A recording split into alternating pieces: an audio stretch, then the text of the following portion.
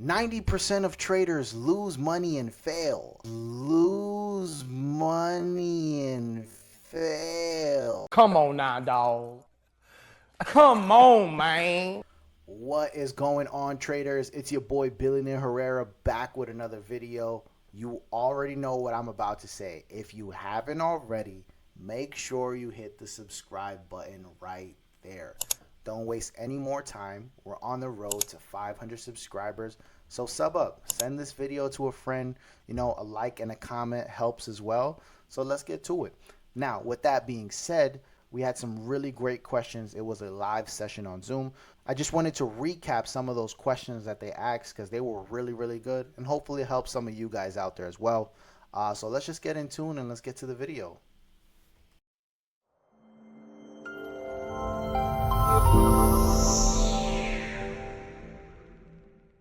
First question that was asked to me by the community was, why don't you hold your trades longer? The short answer, I'm a scalper. It just is what it is, right? I like to be in and out of the markets. But the longer explanation would be, I found out who I am when it comes to the market. I know my risk tolerance and I know my tolerance in general for how long I can be within the market, right? I've tried being in the market for hours and hours or days at a time. I just don't feel comfortable hanging out with my child or my wife and constantly checking my phone to see if I'm in profit or not, right? Most of the time, anyways, when I am in the trade, I'm usually analyzing for about an hour, hour and a half, and we're usually only in the trades for like 10 to 15 minutes. As you progress through your journey, you'll find out exactly what works for you, right? Whether it's scalping, intraday, or swing trading. That's just what works for me and my style and my life. Who are some traders you learn from or that inspire you? So, obviously, every time I speak to anyone when it comes to trading, I always give props to Q Banks. Without Q Banks, there's no me. I don't know him personally, and he's more honestly like an indirect mentor to me. I study his videos all the time, trying to get to that level, right?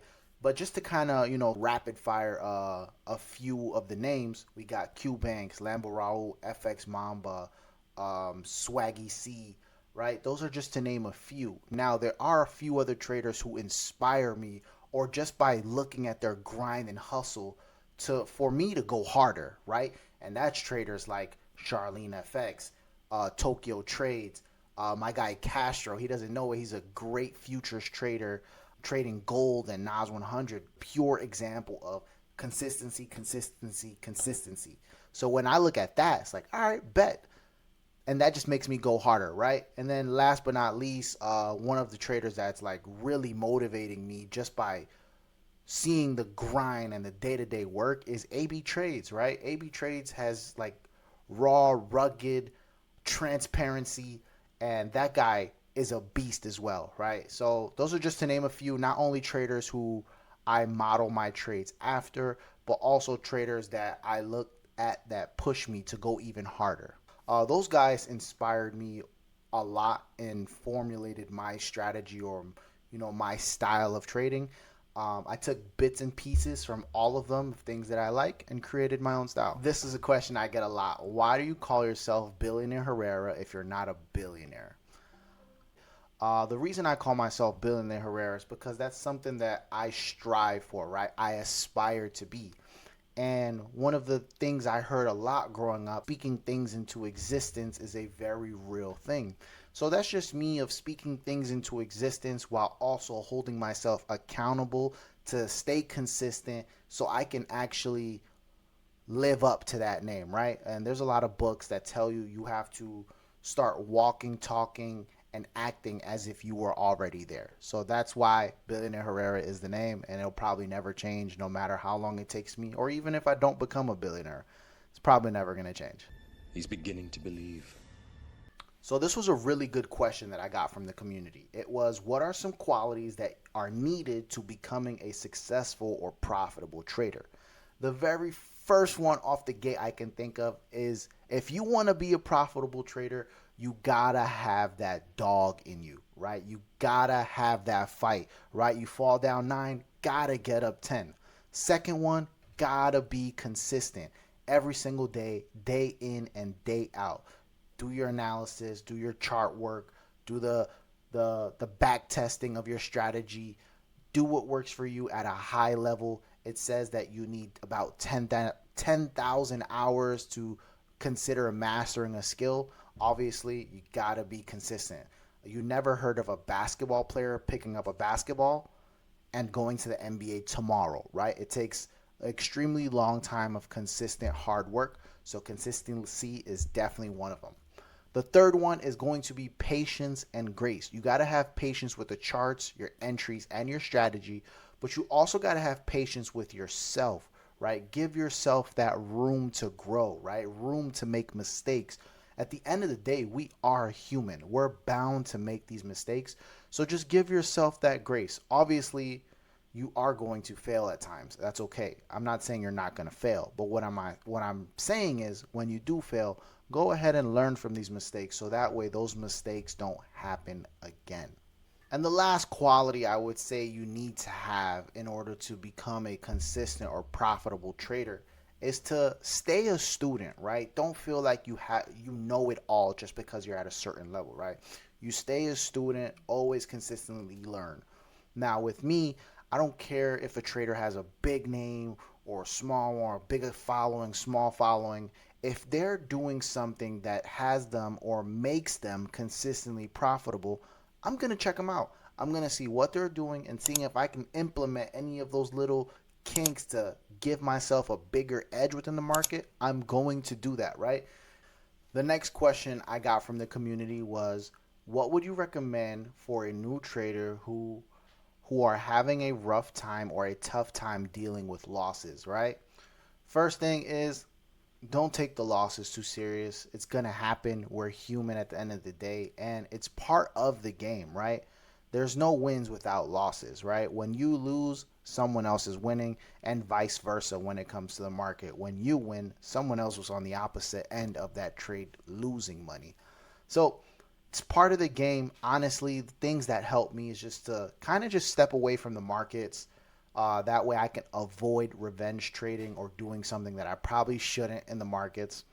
You know, things like video games help me out, hanging out with friends and family, reading a book, staying calm, meditating, right? Do something else outside of trading that helps you step away from the market to, essentially get your mind right again, right? You got to step away, recalculate, see what went wrong, study from your losses, do what you can, but then give yourself that time, step away from the markets, and then that way you can come back, you recollected yourself, and you're ready to attack the markets again with a different mindset and mentality. Okay, but in terms of avoiding losses, you're never going to avoid losses. They're going to happen. You can go on a winning streak one week and go on a losing streak the next week. It just happens. What is a common misconception about trading? You ready? This is the biggest one that just kind of grinds my gears. It's 90% of traders lose money and fail. No shit, right? A bullshit? A bullshit? A bullshit. So just to kind of explain that, right? It's like picking up a basketball or a professional picking up a basketball and thinking they're going to make every single jump shot that they throw up. How likely is that, right? It just sounds worse on our end because we deal with money, right? Professionals, their shot attempts are with basketballs, our shot attempts are with money, right? So every trade is kind of like a shot attempt. Some are going to hit, some are going to miss, depending on how much you make compared to how much you miss. All depends on how much work you put in behind the scenes, right? The back testing, the practicing, the studying, the refining your strategy, right? And again, relaying it back to basketball, there's a lot of sorry players in the NBA that were just good enough to make it on an NBA roster, but they're not elite caliber players like a Kobe Bryant, right? And the difference can honestly just be this guy's just happy he's in the league and, making minimum or whatever the case is. And then you got guys like Kobe who bust their ass from wake up, from sun up to sun down, 3-4 workouts a day, waking up at 3 a.m. just so he can be a step ahead of his competition, right? We hear all the stories about how Kobe took that extra step to get to that next level so he can be ahead of his competition all the time. And that's really all it is when it comes to trading, right? If you put in the work, then it will work, right? The work only works if you do. So just put in the work, right? And then just to kind of touch back on that again with the whole 90% of traders fail, obviously, because once you open up an account, first of all, any Joe Schmo can open up an account. And from the minute they open up an account, they are considered a trader, right? Would you let a doctor who hasn't gone to law school and done the proper residency at a hospital to perform heart surgery? No, right? So I would like to see that percentage of traders who stick around 4 to 5 years and see what that percentage is like, right? So that's the biggest misconception. It is what it is. It is what it is.